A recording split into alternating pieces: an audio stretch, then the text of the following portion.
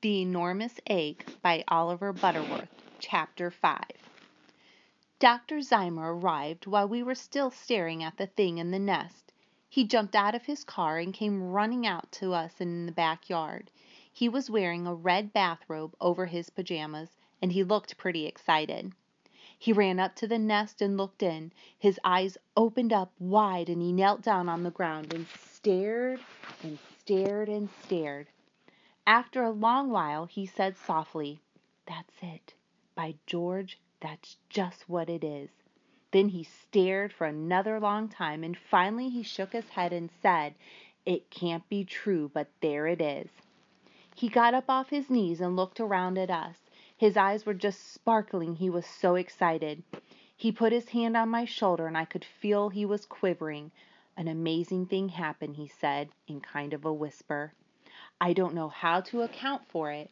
It must be some sort of freak biological mix-up that happened once in 1,000 years." "But what is it?" I asked. Dr. Zymer turned and pointed a trembling finger at the nest. "Believe it or not, you people have hatched out a dinosaur." We just looked at him. "Sounds incredible, I know," he said, "and I can't explain it, but there it is. I've seen too many Triceratops skulls to be mistaken about this one." But how could it be a dinosaur?" Pop asked. "Goodness gracious," Mom sputtered, "and right here in our backyard. It doesn't seem hardly right, and on a Sunday too." Cynthia was pretty interested by now and kept peeking into the nest and making faces the way she did when Pop brought a bowl of frog legs into the kitchen one time. I guess girls just naturally don't like crawly things too much. To tell the truth, I don't either sometimes, but this thing had just hatched out. Looked kind of cute to me. Maybe that was because I had taken care of the egg so long. I felt as if the little dinosaur was almost one of the family. We stood around for a long while looking at the strange new thing on the nest, trying to let the idea soak in that we had a dinosaur. After Dr. Zymer calmed down a little, he and Pop tightened up the chicken wire to make sure the little animal wasn't going to crawl out. Dr. Zymer watched the poor old hen for a time, and then he wondered if perhaps she ought not to be taken out before she went out of her mind. Pop figured that it might be a good idea, and he picked her up and put her outside the pen.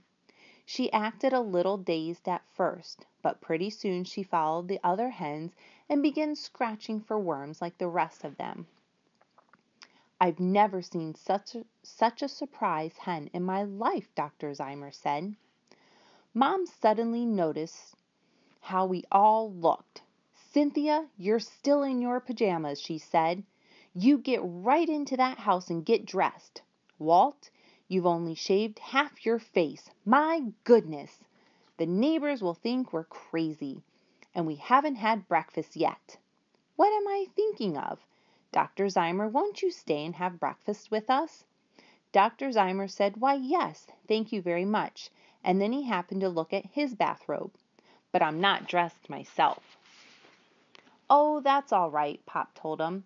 "There is no time to worry about clothes. We always wear bathrobes when our dinosaurs hatch." Dr. Zymer laughed. We all went back in the house. Mom got a big breakfast, and we all tucked into the bacon and eggs and hot biscuits and honey as if we'd been starving. Afterwards, Dr. Zymer leaned back and patted his stomach. "I haven't had a breakfast like this in years," he said. "Those biscuits are worth coming miles for, Mrs. Twitchell." "You'll probably don't have a chance to eat a decent meal without being interrupted," Mom said to him. A doctor's life must be terribly hard with emergency calls all time, day and night. Dr. Zymer looked at her sort of surprised. "You know," he said, "I think you got me in the wrong profession. I'm not a medical doctor. I'm a paleontologist. My patients have been dead for 50 million years or so." I saw him wink at Pop. Cynthia's mouth dropped open. 50 million, she said. Say, what is a paleon, well, whatever it is you just said? Dr. Zymer looked at me. Do you know, Nate? Well, no, I said, not exactly. I could hear Cynthia snicker at me. A paleontologist is someone who is interested in very ancient life, Dr. Zymer said.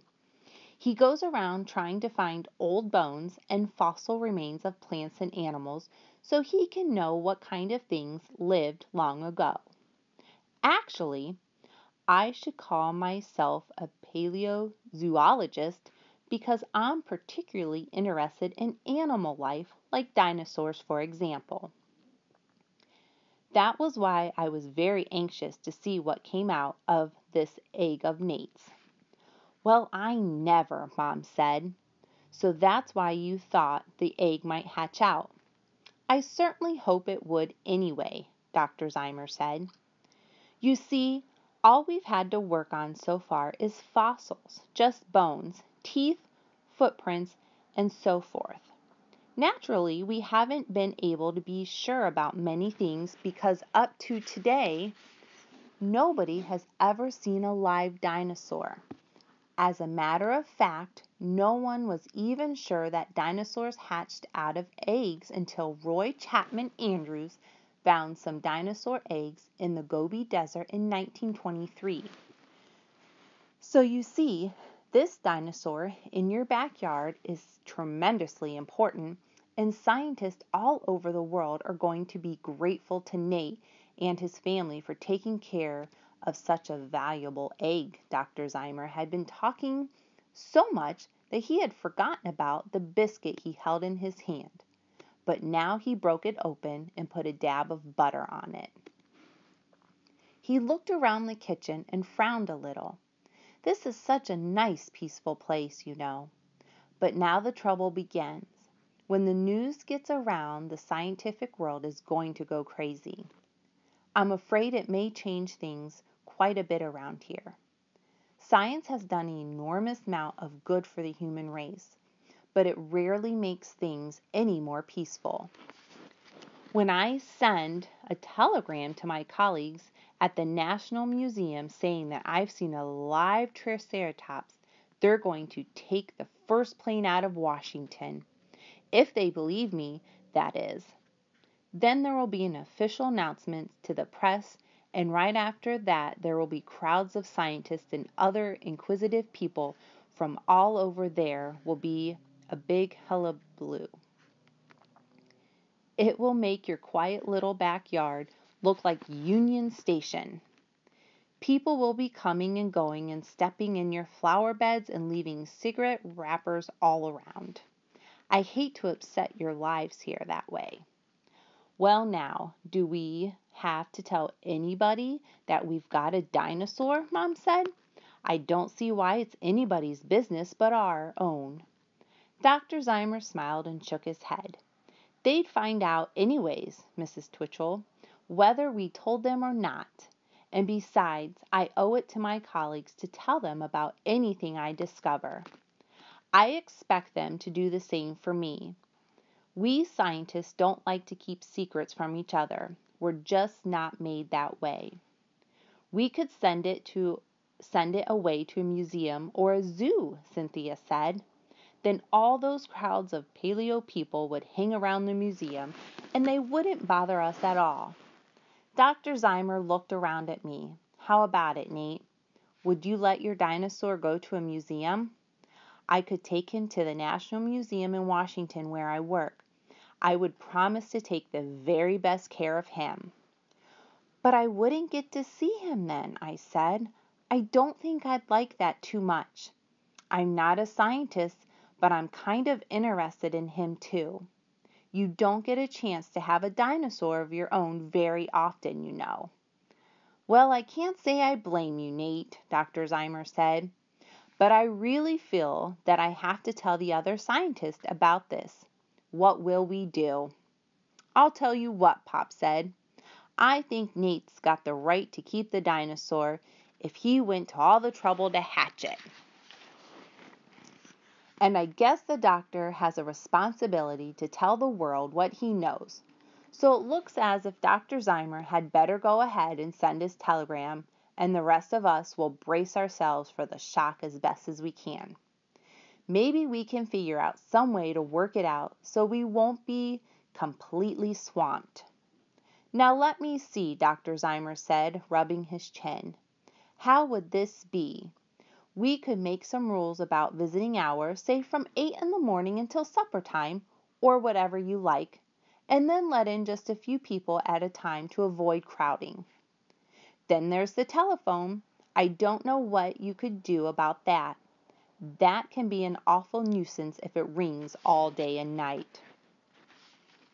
Oh, Mrs. Beebe can take care of that, Mom said. She can tell them to wait until morning if they call at night. She's very good at that. And I could answer the phone in the daytime, Cynthia said. I could kind of be a secretary. It would be fun. When the phone rang, I'd pick up the receiver and say, "Good morning. This is Mrs. Twitchell's residence," and then I'd write down their name and all that. And it would be very good experience for me, wouldn't it, Mom? And I could be the keeper, I said. I would say, "Step this way, ladies and gentlemen. Watch out for the petunias there, sir. This is the only living only living dinosaur in the world, and only known living dinosaur, Nate," Dr. Zymer said. "We must be scientific about this, of course." He turned to Cynthia. "All right then, young lady, here's your first job. Got a pencil and paper?" She grabbed the pencil and pad from the telephone box and sat down. "All set," Dr. Zymer said. "I'd like you to send this wire collect to Alfred Kennedy, United States National Museum, Washington, D.C." He waited while Cynthia wrote this down and then said, "Have day-old Triceratops alive. Come quick. Signed, Zymer." He could see Cynthia was having quite a bit of trouble with Triceratops, so he spelled that out for her. Then he leaned back and chuckled to himself. "I wish I could see Kennedy's face when he reads that. Well, I must go back and get dressed. We'll probably have a few hours before things start popping. I'll come back before dinner, Nate, and we'll work up some sort of pen for that animal of yours, and we can give him a little food. Thank you all very much for breakfast." When he had gone, Mom began bustling around. "Hurry up, Cynthia, and send off that telegram. Then while you're doing the dishes, I'll straighten upstairs. Nate, you better get out and milk the goat, and then get washed and put on your good suit. We only got 3/4 of an hour before church." "Oh, do we have to go to church today, Mom?" I said. "I've got an awful lot to do for the dinosaur before people start coming to look at it. I should think we could skip church this once when such an important thing has happened." Dr. Zymer said the scientific world's going to go crazy, didn't he? "Never mind that," Mom said. "There's no reason to give up going to church just because we've got a dinosaur out back. Get a move on now."